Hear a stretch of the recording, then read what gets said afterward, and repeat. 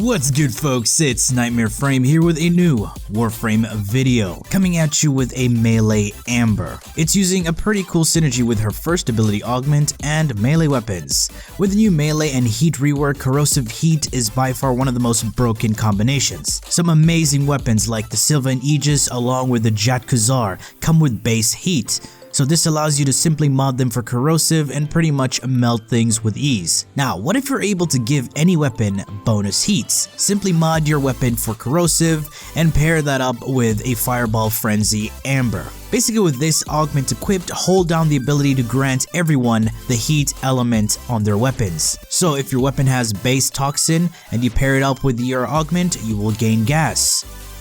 Pretty much any weapon is viable, but some are just too broken.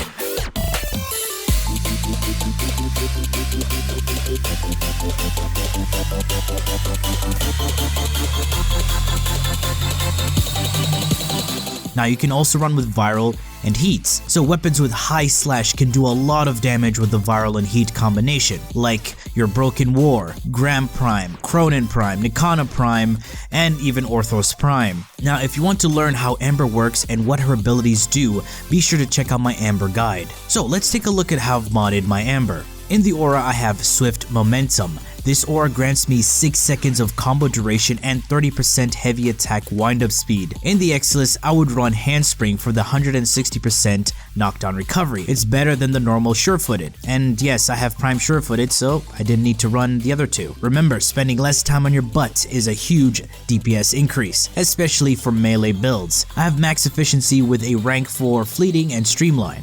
This helps me with the drain of our second ability and reducing the cost of all our other abilities. The two Umbral mods for the health and power strength when combined, this gives her augment Fireball Frenzy 155% heat damage, primed continuity for the duration to counteract the negative duration from fleeting, adaptation for the added defenses, and constitution to add onto that duration. With 133% duration, I get 53 seconds of Fireball Frenzy, but you can swap out constitution with Augur Secrets for more power on your first ability. Now remember, when enemies are on fire, Ember gains additional power strength, so this isn't really needed unless you want a good initial boost. But you can swap this out for Flow for a larger energy pool, perfect to cast all abilities with ease and keep your immolation topped up. I personally prefer this setup. Or be a nice guy and use Stretch to increase your range from 15 to 22 meters. With 105% duration, your Fireball Frenzy will last for 42 seconds. I have Arcane Guardian for the additional armor when I take damage,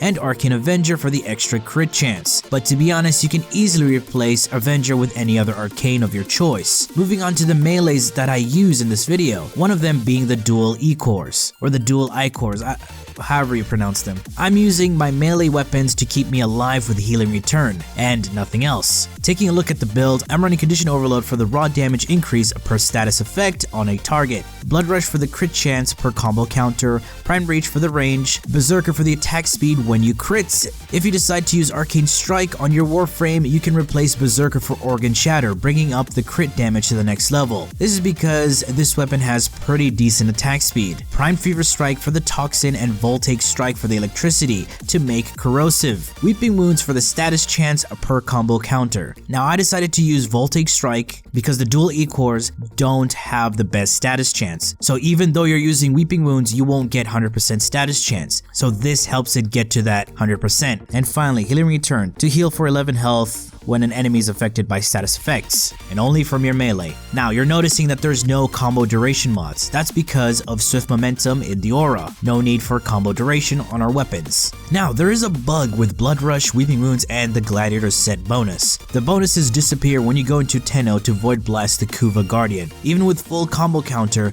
you just lose everything. To get back the bonus, you either let your combo run out or heavy attack and start it up again. If you suicide, you get back Blood Rush and Weeping Wounds but lose out on the Gladiator set bonus. It's a weird bug, but it's fine anywhere else. And I'm not the only one experiencing this bug, as you can see from the forum posts. And for the Redeemer, I built it pretty much the same way, but no need for range mods since it's a gunblade. We shoot with this weapon, but it's technically a melee, so yeah. And also added Organ Shatter for the extra crit damage. And instead of going over several different weapons, I showcased these so you kinda get the idea of how to mod them. For example, the Fragor Prime, pretty simple, same setup, and you're good to go. And for those high crits, I will be using the Helios with the Deconstructor, just so I can slot the Gladiator mods for the additional crit chance with your combo counter. And that's pretty much it. Alright, this is the Melee Ember with the Fireball Frenzy Augment. It's fun and deadly. And this has been it for me. I do hope you've enjoyed this video, and if you did, feel free to leave a like, share, and subscribe. For more Warframe content, streams, and so much more, do refer to the description. Thanks for watching, and as always, peace.